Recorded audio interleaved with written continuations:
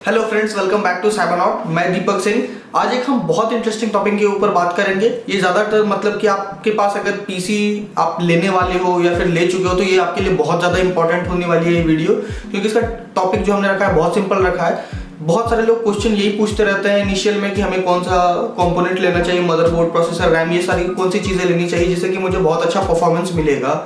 But क्योंकि वो उनका फर्स्ट बिल्ड होता है तो वो उससे वो परफॉर्मेंस को डिराइव नहीं कर पाते हैं, जिससे कि उनको लगे कि भाई जितना पैसा लगाया है उतना मुझे परफॉर्मेंस मिल रहा है कि नहीं मिल रहा है। और उनके पास कोई बेंचमार्क भी नहीं होता है कि जिससे कि वो कंपेयर कर सके कि हाँ भाई मेरे पास ये सिस्टम, वो चलाते रहते हैं आराम से 5 महीने 6 महीने साल भर चलाते रहते हैं वो कि हाँ भाई चल रहा है मेरा सिस्टम, इतना ही परफॉर्मेंस इससे निकल सकती है। और हालांकि परफॉर्मेंस पीक अचीव करना भी बहुत बड़ी बात होती है। तो आज की वीडियो हम इसके ऊपर बना रहे हैं कि अगर आपने एक न्यू पीसी लिया है या फिर आप पीसी लेने वाले हो तो आपको क्या क्या चीज़ें करनी चाहिए उसके अंदर जिससे कि आपका पीसी का परफॉर्मेंस बहुत ज़्यादा अच्छा हो जाए और आप पूरा एक्सपीरियंस उसका कर सको। अगर मेनली हमारे जो वेबसाइट के थ्रू से जितने भी ऑर्डर होके जाते हैं तो उनके अंदर ये सारी चीज़ें हम ऑलरेडी करके ही देते हैं कि अगले बंदे को पता हो ना हो उसके लिए सारी चीज़ें हम ऑलरेडी करके देते हैं। बट अगर जो ऑफलाइन स्टोर से आप पीसी बिल्ड करा रहे हो तो आपको क्या क्या चीज़ें प्रिकॉशन लेनी चाहिए और क्या क्या चीज़ आपको करनी चाहिए उसके अंदर जिससे कि आप max to max performance achieve कर पाओ, तो वो इस वीडियो में हम देखेंगे, आप प्रैक्टिकली करके देखेंगे। तो चलिए स्टार्ट करते हैं आज की वीडियो। अगर आपको भी अपने लिए एक पीसी बनवाना है तो हमारे वेबसाइट को जरूर चेक करिए www.cytocard.com। यहाँ पे आपको अच्छे खासे प्राइसेस देखने को मिल जाएंगे ऑफलाइन मार्केट के हिसाब से। यहाँ पे आपको प्री बिल्ड का ऑप्शन मिल जाएगा और साथ में प्रोडक्ट्स भी आपको जो है वो सिंगल भी अगर आप मंगाना चाहते हो तो आप यहाँ से मंगा सकते हो। इसके साथ साथ यहाँ पे आपको कस्टम पीसी का भी ऑप्शन देखने को मिल जाएगा दोनों के अंदर। यहाँ से आप कस्टम पीसी खुद से अपने हिसाब से डिजाइन करके इसको बना सकते हैं। और सबसे अच्छी चीज इसके अंदर ये है आपको कि इवन आप सिर्फ 5% दे के, चाहे आपका कितना भी पीसी का अमाउंट हो, आप सिर्फ 5,000 रुपए दे के जो है आप पीसी को आराम से ऑर्डर कर सकते हैं। यहाँ पे आपको ऑप्शन दिख रहा होगा कि आप 5% पेमेंट करके बाकी रिमेनिंग पेमेंट जो है कैश ऑन डिलीवरी करा सकते हैं। ये अच्छी चीज है। इसके अलावा आपको इसमें सेल्स टीम का नंबर मिल जाएगा, अगर आपको पर्सनली कॉल करके अगर कोटेशन लेना है तो आप उसके लिए कॉल कर सकते हैं।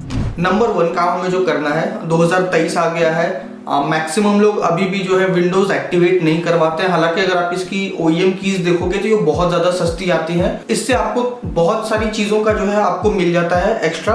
आप पायरेटेड की भी है ऑप्शंस, उसके मैं आपको ऑप्शंस बता सकता हूँ बट वो सेंस नहीं बनता। फिर भी KMSPICO करके आप एक है वेबसाइट, आप वहाँ पर जाके विंडोज़ को एक्टिवेट कर सकते हो। बट मैं रिकमेंड करूँगा क्योंकि 600-700 रुपये में आपको अभी भी जो है OEM कीज मिल जाती है, तो आप वो विंडोज़ जो है वहाँ से एक्टिवेट कर ले। विंडोज़ इंस्टॉल करने के बाद आप 10 कर लो, 11 कर लो, 10 करो 11 करो, कोई भी आपको अपडेट का ऑप्शन देगा। आप 10 में हो तो आपको 11 का अपडेट का ऑप्शन दे देगा। आप वहाँ से विंडोज़, सबसे पहले तो आपको विंडोज़ इंस्टॉल करनी है। मेनली सबसे ज़्यादा इसमें जो मैं ये बताना चाह रहा हूँ कि आप एक है ना एक OEM की ले लो जिससे कि आपकी सिक्योरिटी बनी रहे। आपको पीसी जो है हार्डवेयर और सॉफ्टवेयर जो है ये थोड़ा सा जो है सिक्योर रहे, क्योंकि उससे आपका थोड़ा बेहतर हो जाता है और बहुत ज़्यादा महंगी नहीं आती है। तो इस वजह से उस पर जोर देना बनता है कि 600 रुपये तो पूरे लाइफ टाइम के लिए कोई है नहीं। बस इसके अंदर OEM की इसके अंदर बस एक ही दिक्कत होती है कि वो अगर एक बार आपका जैसे विंडोज C में मान के चलो आपने रखा है अपना ऑपरेटिंग सिस्टम को, अगर एक बार आपका सिस्टम क्रैश करता है तो फिर दोबारा से आप की को यूटिलाइज नहीं कर सकते हो। तो ये आप ध्यान रखना कि आप हमेशा उसको NVMe के ऊपर ही लगाना, जो जस्ट मतलब विंडोज आप हमेशा NVMe पे रखना कि आपका अगर वो क्रैश ना करे जब तक आप यूज़ कर रहे हो, क्योंकि दोबारा आपको मिलेगी नहीं, आपके 500-600 रुपये बर्बाद हो जाएंगे। तो सबसे पहला प्राइमरी ऑप्शन जो हमारा है वो विंडोज़ एक्टिवेट करना है। आपको वो बहुत सारे जो है मैन्यू बेच रहा है ये सारी चीज़ें। मैं आपको सिंपली बस मैं ऐसे बेचता हूँ बट अभी बोलूँगा तो आपको लगेगा अपना प्रोडक्ट बेच रहा है। बट आप विंडोज़ एक्टिवेट कर देना, वो ज़्यादा एक अच्छा चीज़ होता है। नंबर 2 पे है विंडोज़ इंस्टॉल करने के बाद भी आप ये कर सकते हो और विंडोज़ इंस्टॉल करने के पहले भी आप कर लेते हो। इवन अगर आप विंडोज़ आपने इंस्टॉल नहीं किया तो आप बायोस में मदरबोर्ड के घुस सकते हो। बायोस में मदरबोर्ड घुसने के लिए आपको जैसे ही आप ऑन करोगे वहाँ पे आपको 2 ऑप्शन दिखाई देंगे। या तो वो डेल बटन होता है जो आपके कीबोर्ड में, उसको आप मल्टीपल टाइम प्रेस करोगे तो उससे आप जा सकते हो। किसी में F11, किसी में F2, किसी में F12, अलग अलग मदरबोर्ड्स में अलग अलग मिलते हैं। बट डेल बटन जो है एक कॉमन बटन होता है, अगर आप उसको 3-4 बार दबाओगे तो आप उसके बायोस में घुस जाओगे। मैं अपनी बायोस की स्क्रीन आपको शेयर कर देता हूँ जिससे कि आपको दिख जाएगा कि क्या क्या चीज़ें लगी हुई है, इससे आपको एक आइडिया लग जाएगा। जैसा कि आप मेरे स्क्रीन पे देख पा रहे हो, ये हमारा मदरबोर्ड में इंटर कर चुके हैं। तो इसमें हमारे सिस्टम में क्या क्या कॉन्फ़िगरेशन है वो यहाँ पे सारी चीज़ें लिखी हुई है।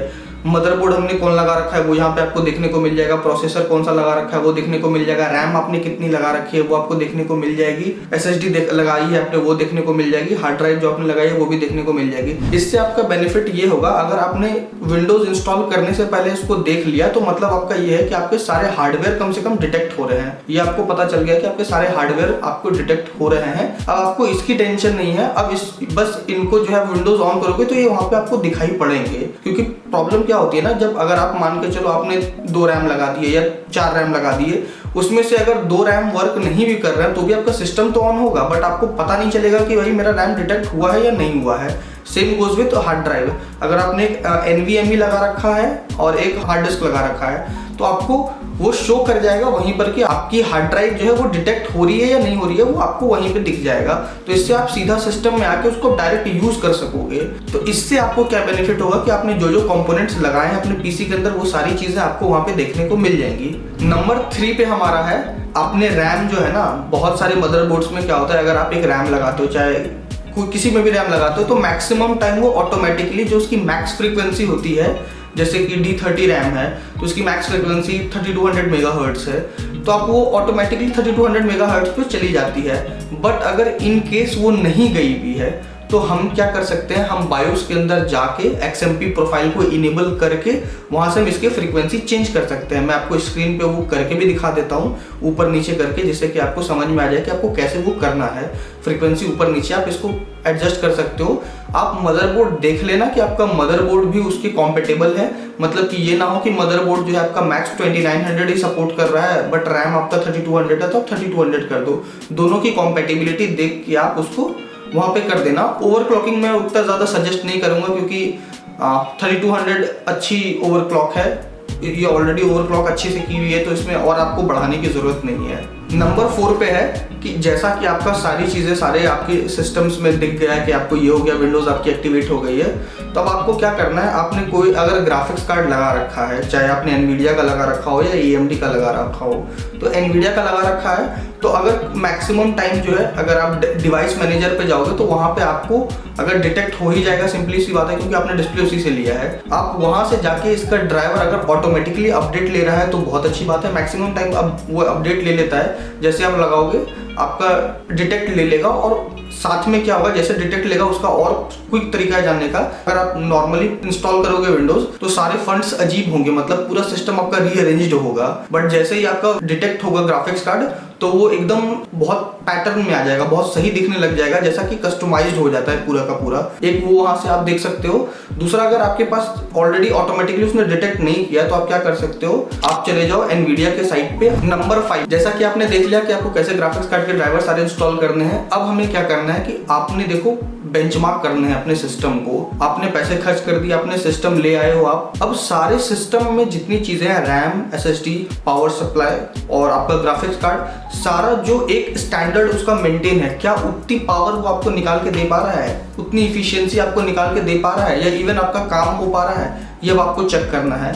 तो इसके लिए आपको क्या करना पड़ेगा, आप अपनी रैम की बेंचमार्किंग करोगे, SSD की बेंचमार्किंग करोगे, आप अपनी ग्राफिक्स कार्ड की बेंचमार्किंग करोगे, प्रोसेसर की बेंचमार्किंग करोगे, इवन मतलब कि पूरे के पूरे हार्डवेयर की बेंचमार्किंग कर दोगे। तो क्योंकि उससे आपको स्टार्टिंग में ये पता चल जाएगा कि अगर कोई पार्ट्स में डिफेक्ट होगा तो वहीं पे आपको पता चल जाएगा कि आप अपने पार्ट्स को एट द टाइम रिप्लेस करा सकते हो। सबसे पहला प्राइमरी ऑप्शन तो आपका ये रहना चाहिए कि मैं 6-7 दिन के अंदर सारे लगभग वेबसाइट हमारे थ्रू भी जितने भी मतलब प्रोडक्ट जाते हैं, अगर हम तो चेक करके भेजते हैं 8 घंटे, बट फिर भी अगर किसी को प्रॉब्लम आ जाती है तो फिर उसको हम रिप्लेस करवा देते हैं इंस्टेंट। तो आपके पास वो ऑप्शन हो जाता है रिप्लेस का कि आपका प्रोडक्ट जो है रिप्लेस जल्दी से हो जाए। दूसरा है कि अगर कोई प्रोडक्ट बॉटल नेक कर रहा है, लग रहा है आपको कॉन्फ़िगरेशन में, अगर आपने ऑफलाइन स्टोर में बनवाया है और वो बॉटल नेक कर रहा है तो आप ये कर सकते हो कि उस प्रोडक्ट को आप चेंज कर दोगे, क्योंकि आपकी तो परफॉर्मेंस निकल ही नहीं रही है। आप कुछ पैसे देके उसको बदलवा सकोगे। तो बेंचमार्किंग भी बहुत इंपॉर्टेंट कंपोनेंट है। उसके लिए आप क्या सॉफ्टवेयर यूज करते हो, आप पासमार्क यूज कर लो, सिनेबेंच यूज कर लो, 3D मार्क यूज कर लो। अलग अलग के लिए मैं आपको लिस्ट दे दूंगा और कैसे आपको करना है उसका डिस्क्रिप्शन में आपको मैं लिंक दे दूंगा कि आप सीधा जाके बेंचमार्क कर सको अपने सिस्टम को। नंबर 6 पे क्या है कि आपने अपने सारे पेरिफेरल्स तो चेक कर लिए। अब क्या, अब जो जैसे आपका ये कैबिनेट है तो कैबिनेट्स में USB पोर्ट्स आपके देखने को मिल जाएंगे, आपके अंदर यहाँ पे माइक देखने को मिल जाएगा, क्योंकि इसकी कनेक्शंस जो होती है ना वो मदरबोर्ड से होती है। मतलब USB 3.2 की जो सारी कनेक्शंस हो गई या USB 2 की कनेक्शन हो गई, माइक का हो गया, हेडफोन का हो गया, इन सारे का कनेक्शंस आपके सारे यूएसबी पोर्ट्स काम कर रहे हैं, इसको भी चेक करना होता है आपको कि हाँ भाई अब, क्योंकि कभी कभी आपको ये ना लगे कि ये खराब हो गया है, तो आपको इनके सारे पोर्ट्स भी चेक कर लेने होते हैं जिससे कि आपका मतलब कंप्लीट हो जाए कि भाई ये पीसी पूरा कंप्लीट बिल्ड हो गया है। तो इसके ऊपर या इधर जहां पे भी यूएसबी के सारे पोर्ट्स होते हैं, कैबिनेट की मैं बात कर रहा हूँ, मदरबोर्ड के तो पीछे होंगे, कैबिनेट के जितने भी यूएसबी पोर्ट्स हैं, माइक है और ये सारे जितने पोर्ट्स हैं, ये सारी चीजें आप इसको चेक कर लो कि ये सही तरीके से काम कर रहे हैं या नहीं कर रहे हैं। नंबर 7, आपका जितना भी, अगर इवन आप वाईफाई लगाते हो, ब्लूटूथ लगाते हो और उसके अंदर सॉफ्टवेयर रिक्वायर्ड होता है, तो आप उसके लिए सॉफ्टवेयर आप इंस्टॉल करके उसको अपने हिसाब से कस्टमाइज कर सकते हो। RGB को कस्टमाइज करना है तो RGB को कस्टमाइज कर सकते हो, ये सारी चीजें आप उसके अंदर कर लो। 8th नंबर पे मैं आपको बता देता हूँ, 8th नंबर पे क्या कर दो, कुछ जरूरी सॉफ्टवेयर, हालांकि मैक्सिमम देखो अगर वीडियो वगैरह आपको चलाना रहता है तो खुद का तो उनका सॉफ्टवेयर होता ही है, बट VLC वगैरह आप यूज करोगे तो मतलब जो कुछ ऐसे नॉर्मल सिस्टम में जो करप्टेड फाइल दिखाएगी वो आपकी VLC में चल जाएगी पीसी के अंदर।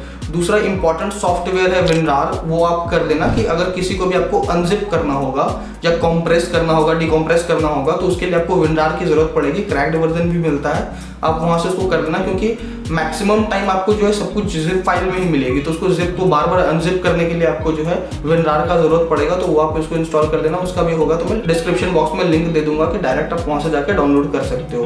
नंबर 9 पे है कि आप एक बार जो है ना मैक्स कुछ टाइम में बता रहा हूँ, NVMe के साथ भी प्रॉब्लम होता है, हालांकि हार्ड ड्राइव के साथ तो ये बहुत ज्यादा प्रॉब्लम होता है, SATA SSD वाले लोग के साथ भी बहुत प्रॉब्लम होता है कि विंडोज बहुत बार क्रैश कर जाती है। अब विंडोज क्रैश बार बार कर जाएगी तो इसके लिए आप क्या कर दो, एक 16 GB की पेन ड्राइव या 8 GB की पेन ड्राइव में है ना, एक विंडोज की जो लेटेस्ट होती है वो आप उसको डाउनलोड करके रख लो, मतलब कि उसको बूटेबल पेन ड्राइव बना के रख लो कि कभी भी अगर आपका विंडोज क्रैश करता है या इवन किसी को देना है तो उसके लिए आप एक विंडोज बूटेबल बना के रख लो। बहुत सारे लोग नहीं रखते हैं, मैं अभी भी बता रहा हूँ, मैं मतलब जिधर रहता हूँ मेरी सबसे क्लोज मार्केट 2 साइड है, एक निर्माण विहार है और दूसरा सेक्टर 18 है। दोनों जगह पे आज के टाइम पे भी 250 रुपीज लेते हैं बस वो विंडोज चढ़ाने का। अगर मतलब समझ लो आपके पास विंडोज नहीं है तो 250 रुपये वो लेंगे चढ़ाने का सिर्फ विंडोज। तो मतलब इससे ज्यादा ओवर प्राइस्ड कुछ हो ही नहीं सकता है कि 250 रुपये सिर्फ विंडोज चढ़ाने का आप ले रहे हो। तो उससे बचने के लिए आप एक अपनी खुद की पोर्टेबल पेन ड्राइव बना लो जिससे कि आप विंडोज जब मन करे तब एक्टिवेट कर लो।